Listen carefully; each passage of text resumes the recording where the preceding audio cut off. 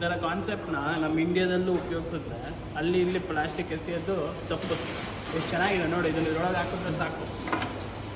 ಜರ್ಮನಿಲಿ plastic bottle ನ ವಾಪಸ್ ಕೊಟ್ರೆ ನಮ್ಗೆ ದುಡ್ಡು ವಾಪಸ್ ಸಿಗುತ್ತೆ. ಹೇಗೆ ಅಂತೀರಾ? ಬನ್ನಿ ನೋಡೋಣ. ಸೂಪರ್ ಮಾರ್ಕೆಟ್ ಅಲ್ಲಿ ನಾವ್ ಯಾವಾಗ್ಲಾದ್ರೂ ಜ್ಯೂಸ್ ಆರ್ ವಾಟರ್ ಬಾಟಲ್ ತಗೊಂಡಾಗ ನಾರ್ಮಲ್ ಪ್ರೈಸ್ ಗಿಂತ 25 cents ಅಂದ್ರೆ ಆಲ್ಮೋಸ್ಟ್ 25 rupees ಜಾಸ್ತಿ ಪೇ ಮಾಡ್ತೀವಿ. ಇದನ್ನ ಇಲ್ಲಿ ಫ್ಯಾಂಡ್ ಅಂತ ಕರೀತಾರೆ, ಒಂಥರ ಡೆಪಾಸಿಟ್ ತರ. ಆಮೇಲೆ ಆ ಖಾಲಿ ಬಾಟಲ್ ನ ವಾಪಸ್ ತಂದು ಸೂಪರ್ ಮಾರ್ಕೆಟ್ ನಲ್ಲಿರೋ ಫ್ಯಾಂಡ್ ಮೆಷಿನ್ ಅಲ್ಲಿ ಹಾಕಿದ್ರೆ 25 cents ಡೆಪಾಸಿಟ್ ಕೂಡ ವಾಪಸ್ ಬರುತ್ತೆ.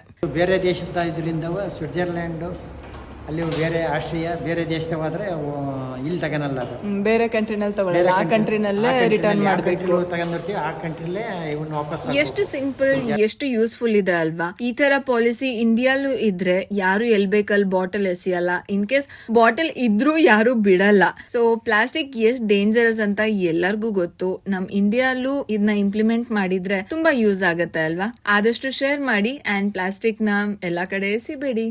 ಬಾಟಲ್ ದುಡ್ಡನ್ನು ಬಾಟ್ಲಿಗೆ ಹಾಕಿ ಪ್ಲಾಸ್ಟಿಕ್ ಬಾಟ್ಲ್ ಹಾಕ್ಬಿಟ್ಟು ಗ್ಲಾಸ್ ಬಾಟ್ಲು ತಗೊಳ್ಳೋದು.